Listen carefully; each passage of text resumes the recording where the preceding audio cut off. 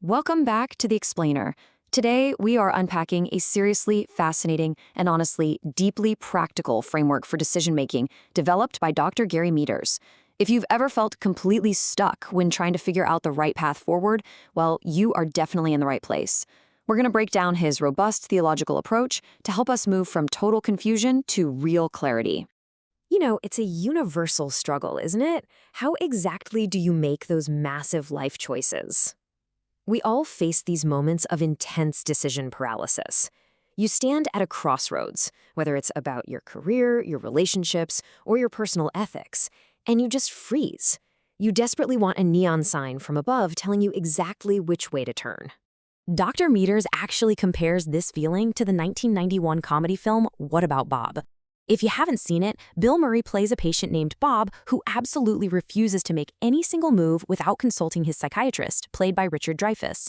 Basically, Bob wants someone else to micromanage his life so he doesn't have to take any responsibility for his own actions. And, if we're honest, we often do the exact same thing with God. We desperately want this micromanaged, privatized system for every single choice so we don't have to do the hard work of thinking. Okay, let's dive right in. Here's our roadmap for this explainer.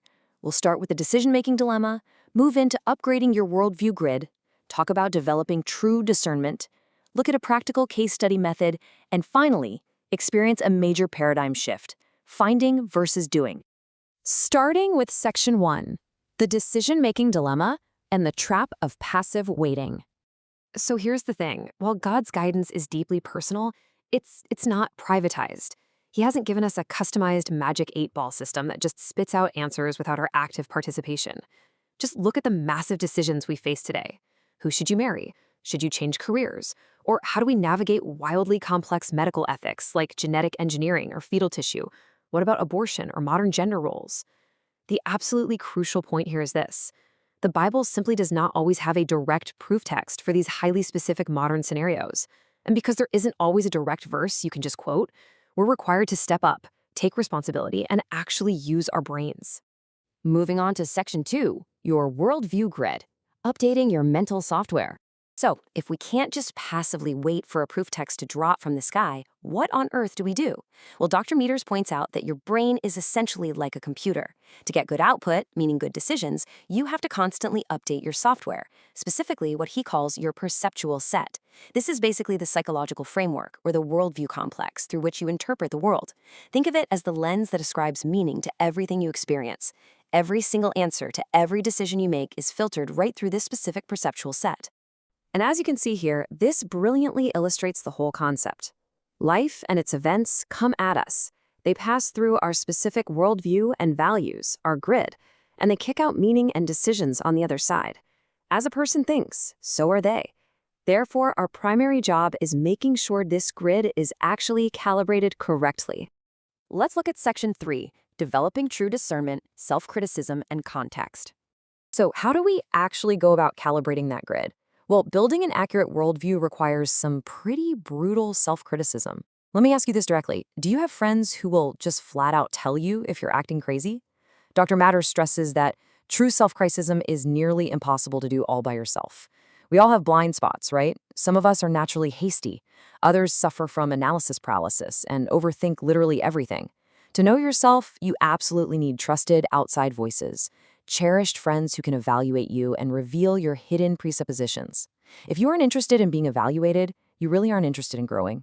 Now, the second vital skill for discernment is knowing your Bible, which leads us to this incredibly striking quote. The Bible was written for you, but not to you. This is a massive, game-changing key to updating your mental software. You simply cannot correctly apply ancient texts to modern decisions if you don't first understand what those texts meant to their original ancient audiences. Because, as Dr. Meadors strongly warns, a text without a context is just a pretext. For example, if you read 1 Corinthians and try to apply its teachings on courts directly to a modern American or German legal system today, you are totally missing the context. Paul was writing about first-century Roman courts, which were actually famous for vexatious litigation and heavily favoring the wealthy. Reading in context takes a lot of hard work.